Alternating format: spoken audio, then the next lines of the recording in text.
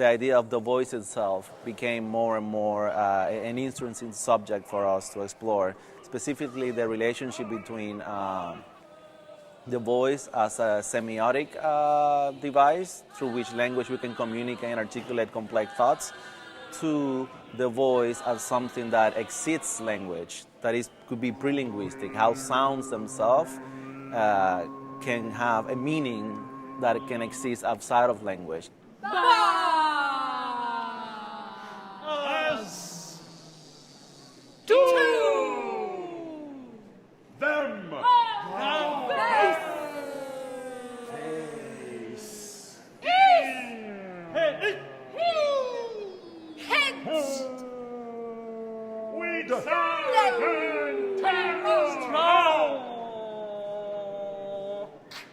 Well, this piece came about in the middle of another project that we were making for the Autumn Festival in Paris in 2009. For that, we made a film that's called Apotome, which is a film that centers around these bone remains of these elephants that were brought to Paris during the French Revolution, and in which a concert was given to them in 1798 to see if human music could be a form of interspecies communication.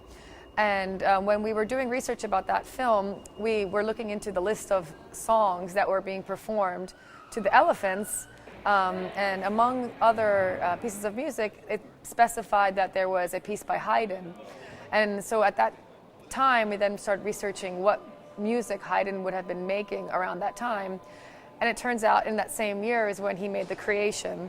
And then once we started to, really dive into the subject matter of the oratorio, we learned that it was based not only on the book of Genesis, but also on John Milton's Paradise Lost, which is a really fascinating historical piece of literature that focuses specifically on the moment of the fall of man and the creation, but centered on that question of the original sin.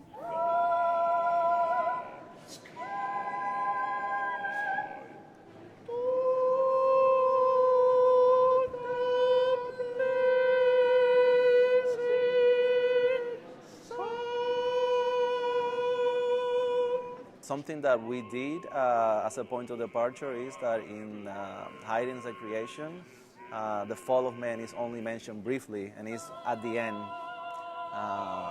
So we wanted to start with the fall of man. It's basically the beginning of the work.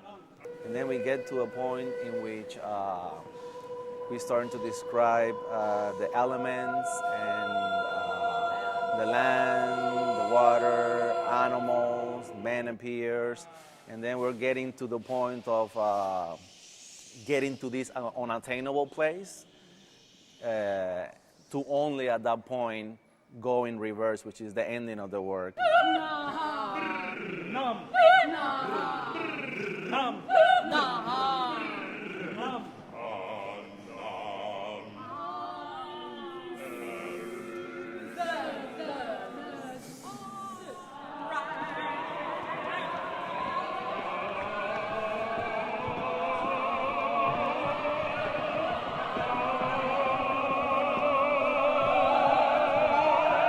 I'm using musical sources from actually many different places. So in this work you have singing techniques which are from like Buddhist chanting, or from Tibetan music, or the so-called overtone singing.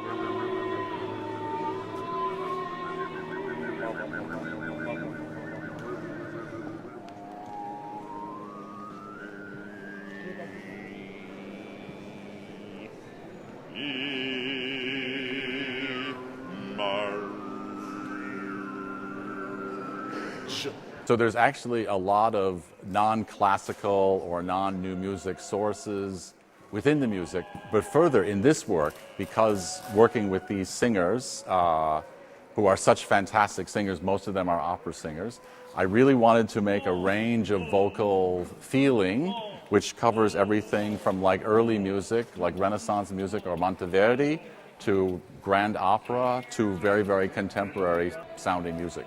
And each of those elements then could be a different kind of door or window in which certain audience could walk through.